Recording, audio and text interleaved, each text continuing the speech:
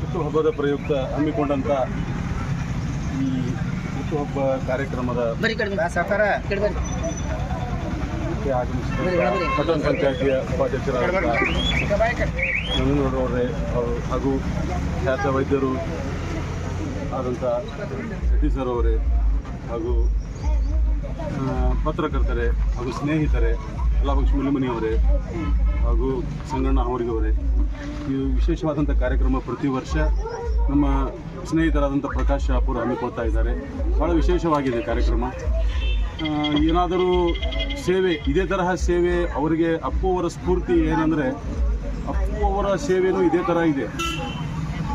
ಜನಸ್ನೇಹಿ ಮತ್ತು ಬಡವರ ಏಳಿಗೆ. ಅವರು ಯಾವುದೇ ಕಾರ್ಯಕ್ರಮ ನೋಡಿ, ಅಪ್ಪು ಅವರ ಕಾರ್ಯಕ್ರಮ ಅವರು ಸತ್ತ ಮೇಲೆ, ಅವರು ತೀರಿಕೊಂಡ ಮೇಲೆ ಅವರ ಕಾರ್ಯಕ್ರಮದ ಲಿಸ್ಟ್ ತುಂಬ ಉದ್ದ ಇದೆ. ಅದು ಯಾವುದೂ ಶ್ರೀಮಂತರಿಗೆ ಅನುಕೂಲವಾಗುವಂಥದ್ದಿಲ್ಲ, ಎಲ್ಲ ಬಡವರಿಗೆ.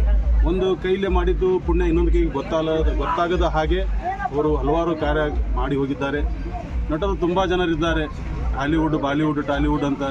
ಅವರು ಹಣಕ್ಕಾಗಿ ಎಲ್ಲ ಅಡ್ವರ್ಟೈಸ್ಮೆಂಟ್ ಮಾಡ್ತಾರೆ. ಸಾಹೇಬ್ರು ಹೇಳಿದಂಗೆ ತಂಬಾಕುನೂ ಮಾರ್ತಾರೆ, ಸರಾಯಿನೂ ಮಾರ್ತಾರೆ. ಆದರೆ ನಮ್ಮ ಅಪ್ಪು ಅಂತ ಸರದುದೈ ಎಂಥ ಮನುಷ್ಯ ಅಂದರೆ ಯಾವುದೇ ಯುವ ಜನತೆಗೆ ಕಂಟಕವಾಗುವಂಥ, ಯಾವುದೇ ರೀತಿಯ ದುಶ್ಚಟಕ್ಕೆ ಬಲಿಯಾಗುವಂಥ ಯಾವುದೇ ರೀತಿಯ ಪ್ರಾಡಕ್ಟ್ಗಳನ್ನು ಅವರು ಇನ್ನೂವರೆಗೂ ಅವರು ಅಡ್ವರ್ಟೈಸ್ಮೆಂಟ್ ಮಾಡಿಲ್ಲ. ಅಂತಹ ಮೇರು ವ್ಯಕ್ತಿತ್ವದ ವ್ಯಕ್ತಿ ನಮ್ಮನ್ನು ಅಗಲಿದ್ದಾರೆ. ಆ ಭಗವಂತ ಅವರ ಆತ್ಮಕ್ಕೆ ಶಾಂತಿ ನೀಡಲಿ. ಅವರ ಹುಟ್ಟುಹಬ್ಬ ತುಂಬ ದುಃಖ ಆಗ್ತದೆ ಮತ್ತು ಸಂತೋಷವೂ ಆಗ್ತದೆ. ಅವರ ಹುಟ್ಟುಹಬ್ಬ ಅಂತ ಸಂತೋಷ ಆದರೆ ಅವರು ಇಲ್ಲಲ್ಲ ಅನ್ನುವಂಥ ಒಂದು ದುಃಖ ತುಂಬ ಇದು ಆಗ್ತದೆ. ಆದ್ದರಿಂದ ಭಗವಂತ ಅವರ ಕುಟುಂಬಕ್ಕೆ, ಇಂಥ ವ್ಯಕ್ತಿಯನ್ನು ಕಳ್ಕೊಂಡಂಥ ಕುಟುಂಬಕ್ಕೆ ಶಕ್ತಿಯನ್ನು ಭಗವಂತ ಸಹಿಸುವ ಶಕ್ತಿ ನೀಡಲಿ. ಕೆಲವೊಂದಿಷ್ಟು ನಟರು ನಮಗೆ ಕಣ್ಣು ಮುಂದೆ ಕಾಣ್ತಾರೆ. ಜನರು ಸಂಕಷ್ಟದಲ್ಲಿದ್ದಾಗ ತಮ್ಮ ಟ್ರೆಜರಿಯನ್ನು ಖಾಲಿ ಮಾಡಿದಂಥ ವ್ಯಕ್ತಿಗಳು. ಜನ ಇಂಥ ಅವಕಾಶಗಳನ್ನು ನೋಡಿ ತಾವು ತಮ್ಮ ಟ್ರೆಜರಿ ತುಂಬುವಂಥ, ಅಂದರೆ ಹಣ ಮಾಡುವಂಥ ವ್ಯವಸ್ಥೆ ಯೋಚನೆ ಮಾಡುವಂಥ ಕಾಲದಲ್ಲಿ ಇದ್ದದ್ದನ್ನು ಜನರಿಗಾಗಿ ಉಪಯೋಗಿಸುವಂಥ ವ್ಯಕ್ತಿಗಳಲ್ಲಿ ಅಪ್ಪು ಅವರು. ಮತ್ತು ಹಿಂದಿ ಸಿನಿಮಾ ರಂಗದಲ್ಲಿ ಹಲವಾರು ಮೇರು ನಟರಿದ್ದಾರೆ.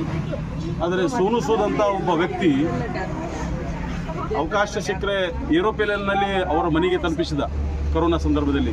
ಇಂತಹ ಜನ ತುಂಬ ಅಪರೂಪ. ಅಂಥವರಿಗೆ ಮತ್ತೊಮ್ಮೆ ಈ ಭೂಮಿಯಲ್ಲಿ ಆ ಭಗವಂತ ಅವಕಾಶ ಕೊಡಲಿ, ಹುಟ್ಟಿ ಬರಲಿ ಅಂತ ಹೇಳ್ತಾ, ಪ್ರಕಾಶ್ ಶಾಪುರ್ ಅವರು ಪ್ರತಿ ವರ್ಷವೂ ಮಕ್ಕಳ ಫ್ರೀಯಾಗಿ ಉಚಿತವಾಗಿ ಮಕ್ಕಳಿಗೆ ಕ್ಷೌರ ಮಾಡಿ ಅವರ ಸೇವೆಯನ್ನು ಮಾಡ್ತಾರೆ. ಅವರಿಗೆ ಆ ಭಗವಂತ ಒಳ್ಳೇದು ಮಾಡಲಿ, ಅವರಿಗೆ ಮುಂದೇನು ಮಾಡುವಂಥ ಶಕ್ತಿ ನೀಡಲಿ, ಅವರಿಗೂ ಆಯುಷ್ಯ ಆರೋಗ್ಯ ಕರುಣಿಸಲಿ ಅಂತ ಹೇಳ್ತಾ ಒಂದು ಎರಡು ಮಾತು ಮುಗಿಸ್ತೀನಿ.